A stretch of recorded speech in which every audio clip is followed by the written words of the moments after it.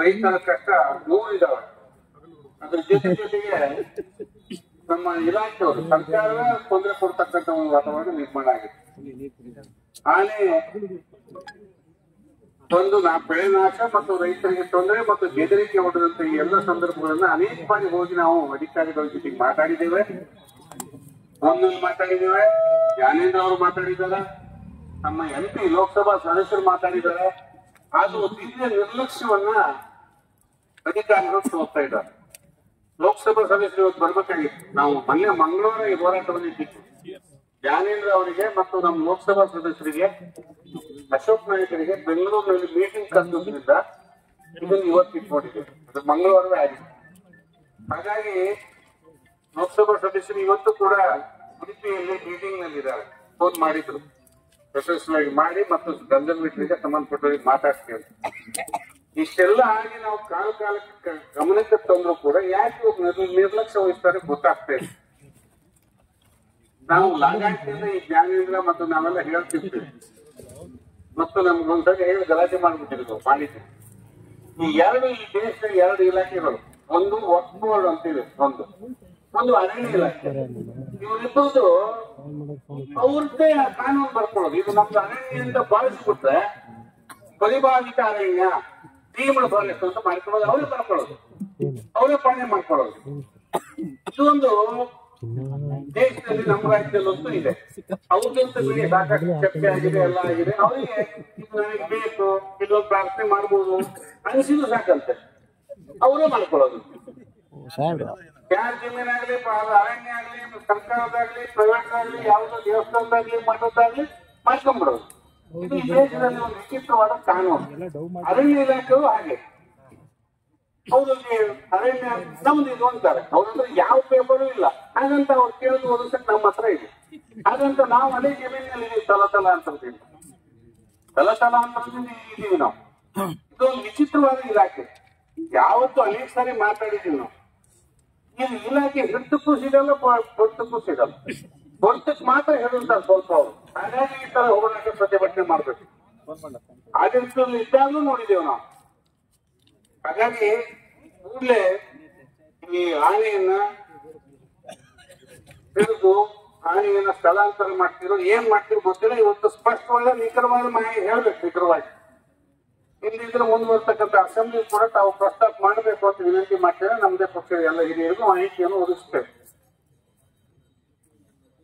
ಒಂದು ಕಡೆ ಆನೆಗಳಿರೋದು ಇಲ್ಲಿ ಹಾಸನ, ಮೈಸೂರು ಜಿಲ್ಲೆ, ಮಂಡ್ಯ ಇಲ್ಲ, ಸಕಲೇಶ್ವರ ಅಂದ್ರೆ ಹಾಸನ ಮತ್ತು ಬೆಂಗಳೂರು ಸುತ್ತಮುತ್ತ ಇದಾವೆ, ಬರುತ್ತಿದ್ದಾವೆ. ಇದು ಅವುಗಳ ಆವಾಸ ಸ್ಥಾನ. ಅದು ಸ್ವಲ್ಪ ತೊಂದರೆ ಆಗ್ತದೆ. ಆಗಾಗ ಆಲ್ದೂರು ಸೆಂಟ್ರಲ್ ಪ್ಲೇಸ್, ಸಕಲೇಶ್ವರ, ಆಲ್ದೂರು. ನಮ್ಮಲ್ಲಿ ಆನೆ ವಾಸ ಮಾಡ್ತಕ್ಕಂಥ ಸ್ಥಳ ಇದಲ್ಲ. ಆಗಾಗ 15-30-40 ವರ್ಷದಿಂದ ಒಂದಿನ 2 ದಿನ ಇಟ್ಟು ಹೋಗ್ತಿದ್ವು. ಈಗ 2 ಬಂದಿದ್ವು, ಈಗ 5 ಆಗಿದಾವೆ. ಇಲ್ಲಿ ಮೊನ್ನೆ ಹೇಳ್ತಾರೆ 7 ಆನೆಗಳಾಗಿದ್ದಾವೆ ಅಂತ. ಇಲ್ಲಿ ಭೌಗೋಳಿಕವಾಗಿ ನಮ್ಮ ಪ್ರದೇಶ ಆನೆಗಳಿಗೆ ಇರ್ಲಿಕ್ಕೆ ಲಾಯಕ್ಕಾದ ಸ್ಥಳ ಅಲ್ಲ. ಅರಣ್ಯ ಇಲಾಖೆಯವರು ಹೇಗಾದ್ರೂ ಮಾಡಿ ಇಲ್ಲೇ ಆನೆಗಳು ಬೀಳ್ಬಿಟ್ರೆ ಇವ್ರ ಕೆಲಸ ಸ್ವಲ್ಪ ಸುಲಭ ಆಗ್ತದೆ ಅಂತ ಯೋಚನೆ ಮಾಡಿರ್ಬೋದು. ಇದು ದಟ್ಟತನ ಯೋಚನೆ. ಭೌಗೋಳಿಕವಾಗಿ ಆನೆ ವಾಸ ಸ್ಥಳ ಈ ಪ್ರದೇಶ ಅಲ್ಲ. ಏನೀಗ ನಾವು ರೈತರೆಲ್ಲ ಸೇರಿದೀವಿ. ಬೆಳ್ಳೂರು ಪಂಚಾಯತಿಯಿಂದ ಹಿಡಿದು ಮೂಗುರ್ತಿ ಪಂಚಾಯತಿ, ಅರಸಾಳು, ಕೆಂಚನಾಳು, ಅಲ್ಲಿಂದ ಈ ದಾಟಿ ಬಂದ್ರೆ ಆಚಾಪುರ, ಗೌತಮ್ಪುರ, ಈ ಪಂಚಾಯತಿ ವ್ಯಾಪ್ತಿಯಲ್ಲಿ ಆನೆ ವಾಸ ಇದಕ್ಕೆ ಯೋಗ್ಯವಾದ ಸ್ಥಳ ಅಲ್ಲ. ಇಲ್ಲಿ ವಾಸ ಮಾಡ್ತಕ್ಕಂಥ ಆನೆಗಳು ಅದೇನಾಗಿದೆ, ಆನೆಗಳು ಪಾಪ್ಯುಲೇಷನ್ ಜಾಸ್ತಿ ಆಗಿದೆ, ಸಂಖ್ಯೆ ಜಾಸ್ತಿ ಆಗಿದೆ. ಅದರಿಂದಾಗಿ ಈ ತರ ಆಗ್ತಾ ಇದೆ. ಇದನ್ನು ಮನಗಂಡು ಕೂಡಲೇ ಕ್ರಮ ಕೈಗೊಳ್ಳಬೇಕು. ಕೂಡಲೇ ನಾವು ಏನ್ ಮಾಡ್ಬೇಕು ಅದನ್ನ ಮಾಡ್ತೇವೆ ಅಂತೇಳಿ ಹೇಳ್ತಾ ಅನೇಕ ಸಮಸ್ಯೆಗಳಿದಾವೆ.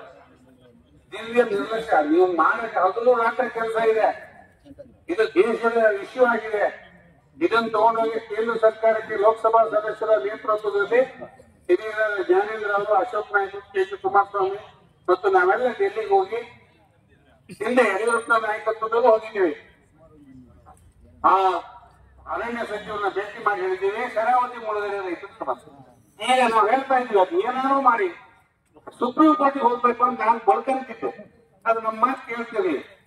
ಕೇಂದ್ರ ಸರ್ಕಾರಕ್ಕೆ ಹೋಗೋಣ ಅಂದ್ರು, ಇಲ್ಲಿ ನಾವೇ ಮಾಡೋಣ ನೋಡೋಣ ಅಂದ್ರು. ಇದು ಕೇಳಿದೀವಿ ನಾವು. ಒಳ್ಳೇದೇ, ಉದ್ದೇಶ ಒಳ್ಳೇದಿತ್ತು, ಕೆಟ್ಟದಿರಲಿಲ್ಲ. ಆದ್ರೆ ಇದು ಸುಪ್ರೀಂ ಕೋರ್ಟಿನ ಅನುಮತಿ ಪಡೆದು ಮಾಡ್ಬೇಕು ಸರ್ ಅಂತ ಜ್ಞಾನೇಂದ್ರ 10 ಸರಿ ಹೇಳಿದ್ವಿ. ಹೌದಾ ಬಾರಿ ಮಾಡ್ಬೇಕು, ಅದನ್ನೇ ಮಾಡ್ಬೇಕು, ಮಾಡೋಣ ಅಂತ ಹೇಳಿದ್ವಿ. ಈಗ ಸುಪ್ರೀಂ ಕೋರ್ಟ್ ಹೇಳಿದೆ, ಮುಳುಗಡೆ ರೈತರ ಪರವಾಗಿ ಹೇಳಿದೆ, ರಾಜ್ಯ ಸರ್ಕಾರ ಮತ್ತು ಕೇಂದ್ರ ಸರ್ಕಾರ ಇಬ್ರು ಕೂತ್ಕೊಂಡು ಸೆಟ್ಲ್ ಮಾಡ್ಕೊಂಡು ನಮ್ಮ ಹತ್ರ ಬನ್ನಿ ಅಂತ ಹೇಳಿದ್ರು. ಇದೇ ತಿಂಗಳು ಮೊನ್ನೆ 20ನೇ ತಾರೀಕು ಬನ್ನಿ ಅಂತ ಹೇಳಿದ್ರು.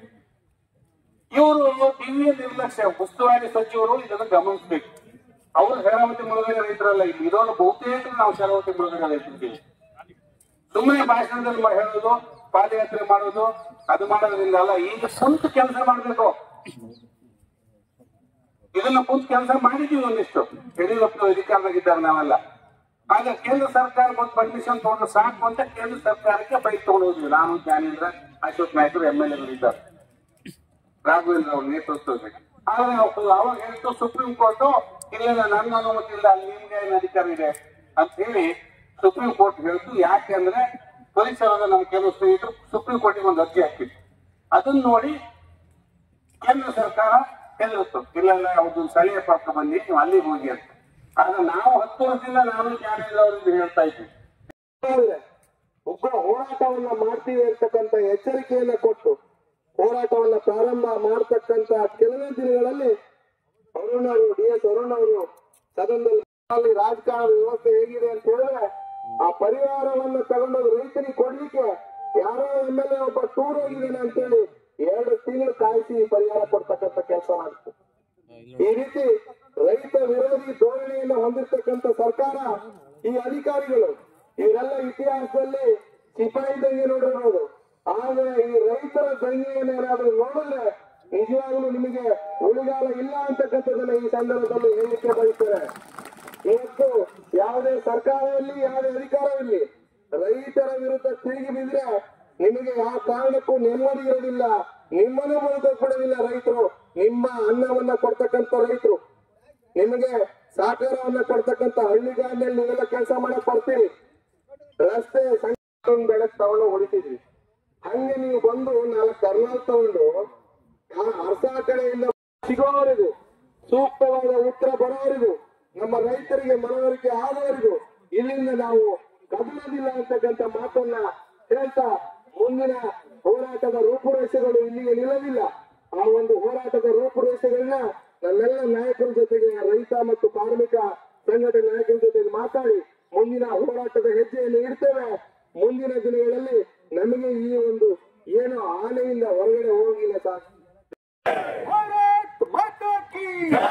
ರೈತ ವಿರೋಧಿ ರಾಜ್ಯ ಸರ್ಕಾರಕ್ಕೆ, ನಿಷ್ಕ್ರಿಯ ರಾಜ್ಯ ಸರ್ಕಾರಕ್ಕೆ, ಕಾಡು ಪ್ರಾಣಿಗಳಿಂದ ರೈತರನ್ನ ರಕ್ಷಿಸಿದ ರಾಜ್ಯ ಸರ್ಕಾರಕ್ಕೆ, ಕಾಡ ನಿದ್ರೆಯಲ್ಲಿರುವ ಉಸ್ತುವಾರಿ ಮಂತ್ರಿಗೆ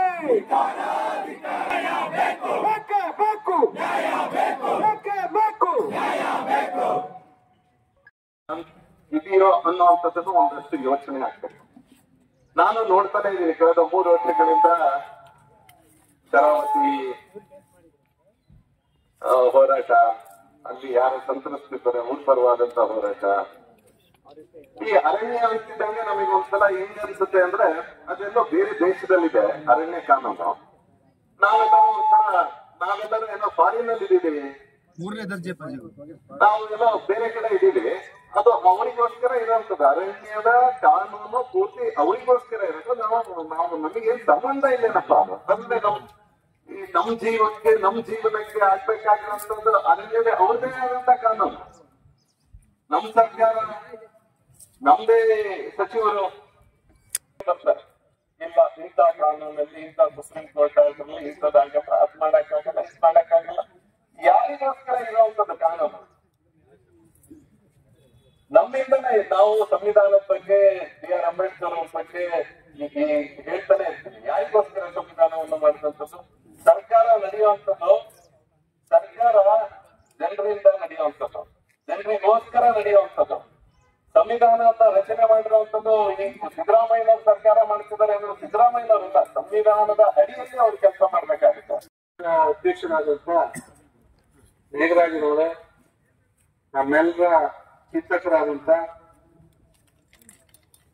ದತ್ತಾತ್ರೇಯವರೇ ಹಾಗೂ ಈ ಹೋರಾಟವನ್ನ ಹೋರಾಡಿ ರೂಪಿಸಿದಂತ ವೀರೇಶ್ ಆಲೂಳಿ ತಾಲೂಕ್ ಪಂಚಾಯತಿ ಮಾಜಿ ಅಧ್ಯಕ್ಷ